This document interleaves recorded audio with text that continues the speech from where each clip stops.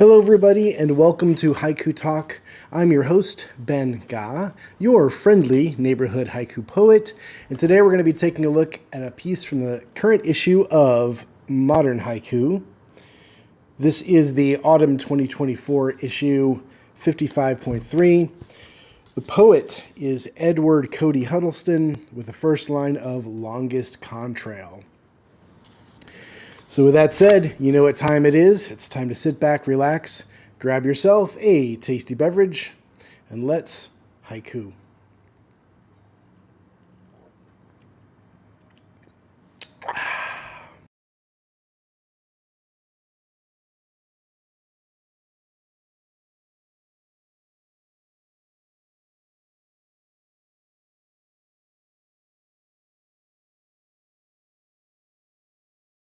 Welcome back, everybody. It's good to be with you again for another episode of Haiku Talk. And it is a warm, balmy day here in St. Louis. It got up to 74 degrees, February 3rd. It's crazy to think about it getting that warm in the beginning of February, but here we are. And it just gets you, really gives you a good seasonal mood lift because it was just gorgeous today. And it's hard not to be in a good mood when you have a day like that. And this poem also gets me in a good mood because it's about wonder at its core. Let's take a look at it. The poem goes like this. Longest contrail, the eye in sigh, in silence. Longest contrail, the eye in sigh, in silence. I love it. I love it. This poem does follow the fragment and phrase construct, with the first line, longest contrail, being the fragment, and the phrase being the eye and sigh in silence. Now, this poem also uses a repetition.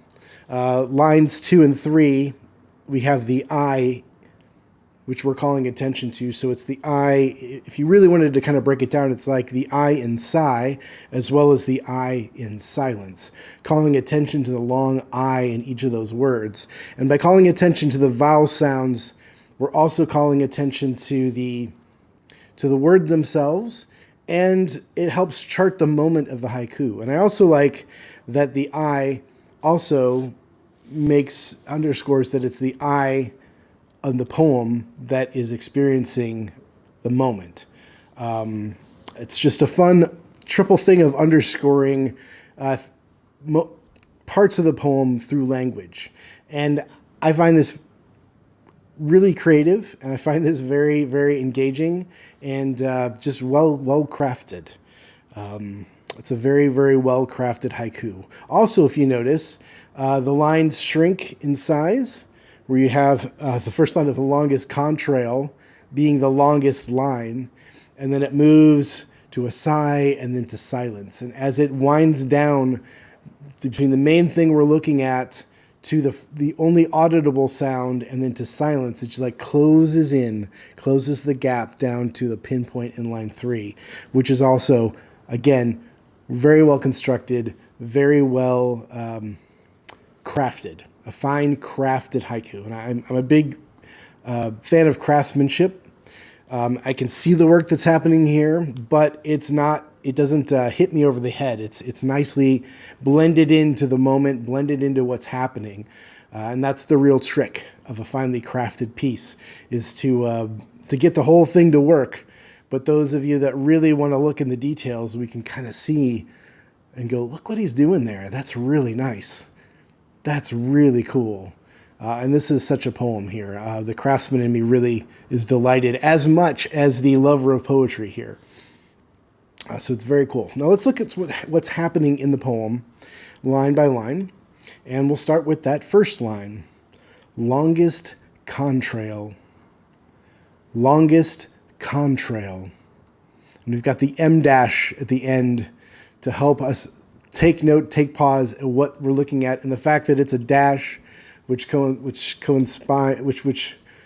feeds into what a contrail is, those long, plain streaks in the sky. Is, again, a nice bit of craftsmanship there. Nice work. And I love looking at contrails in the sky. I'm working on a contrail haiku of myself at the moment, so it's timely for me. And just noticing that in the sky. Taking time out of the day just to notice, to look up, and not look around you, but look up. Notice what's happening above you. Noticing what's happening in the sky. Notice the changes, the differences of the things that you see in the sky. Now, the suggestive language here, out of the three S's of haiku, which are simple, succinct, and suggestive. The suggestive language here is in that it's the longest contrail, which suggests it's one of many contrails in the sky. And this one that we're called attention to is the longest. And this longest contrail is what we're looking up at. And so, we're in the sky, we're looking up, we're noticing this one contrail is longer than the others. And because it uses this suggestively, it allows us, again, each one of us to step in the moment and paint that sky picture, It doesn't tell us what time of day this is happening. It doesn't tell us what time of year it's happening. But as we encounter this line, our minds are triggered and we create this image for ourselves. And I bet everyone that encounters this can go into great detail about describing the contrails in the sky, where you are when you're looking up to see this, what time of day it is, if you're if you're by yourself or you're with people or whatnot. I can go, like when I encounter this, I go out to a long driving day that my girlfriend and I did a couple years ago near Hardin, Illinois. We were following the Illinois River on the river road on the Illinois side, and we stopped off at this little town to look at a church, and we looked up, and there was all of these contrails like cross-hatching the sky. It was really amazing. And we took some pictures and we were just looking around because we didn't see any planes making fresh lines. They were just the remnants of different sky crossings, and they were just really vivid and really, really out there. So this first line took me back to a place a couple years ago, very specific to me, that I know Edward Cody Huddleston had no clue of. He couldn't have written that poem to my specific sky. But haiku give us these suggestions, give us these little bits to trigger our senses, to build the world in our head and take us into the moment, our own moment, and we then complete the poem ourselves.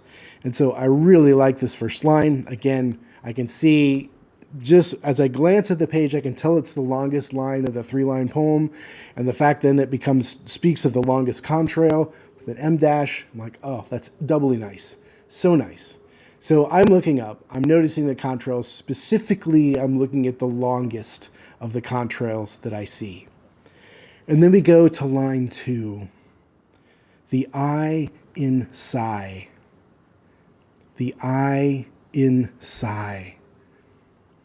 And I like the rhyme there. I think it's very effective and very evocative. And it also, I'm sighing myself looking at this longest contrail because it is something that is pretty amazing. I'm taking in this moment and look at that. Wow. I'm sighing. I know I just did words there, but you're sighing by looking at something so beautiful. And that just kind of, you don't have words. You just,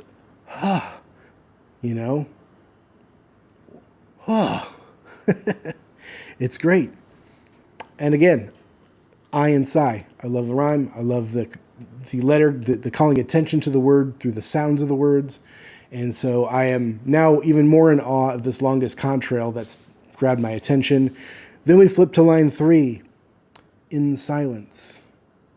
In silence.